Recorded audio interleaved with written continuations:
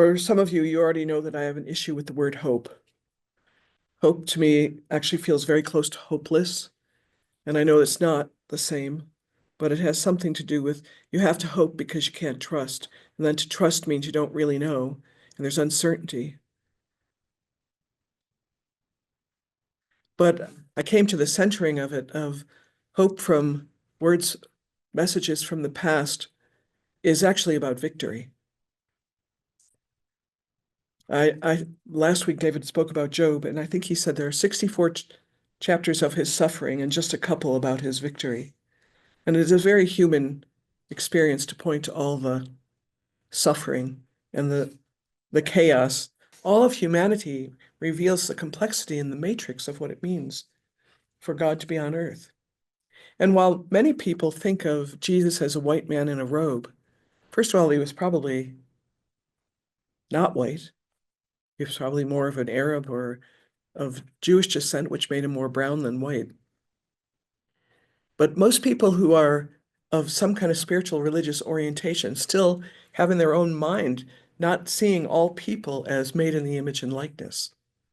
So that when we see people of a different race, people of a different culture, we have some forgetfulness about all were made in the image and likeness, and all are required for the complex revelation of God.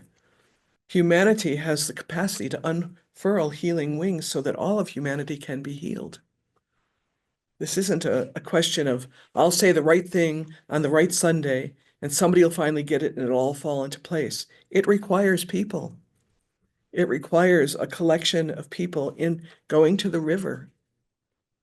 People who take their place. Take your place. You were not put here by accident.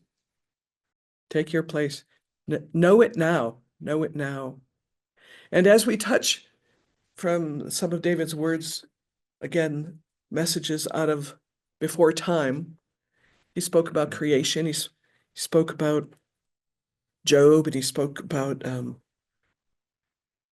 Elijah, was it? Elijah. Words that seem necessarily glorifying the reality of the victory. I invite us to also know that as we touch those words, we're also touching our legacy. We're touching where it will take us. That there is a legacy of victory for humanity.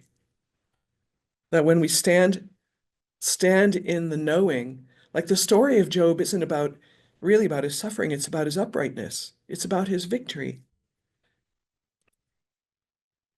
Question asked of him, do you know about the foundations of the earth? Can you name them? Can you be in them?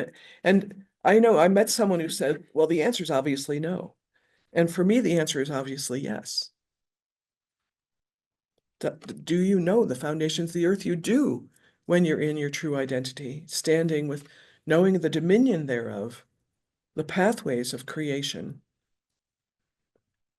So I invite us to remember that when we touch something sacred that makes us have that vibrational feeling in ourselves, not only are we touching the wisdom and the hope from words from before time, we're touching the hope and the possibility of where we're going and what we have the opportunity to do together.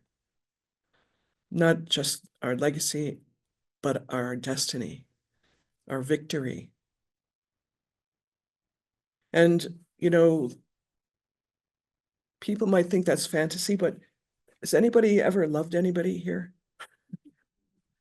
Yeah, I think we know. So all you have to do is think about the person, right? There they are in the midst of your heart.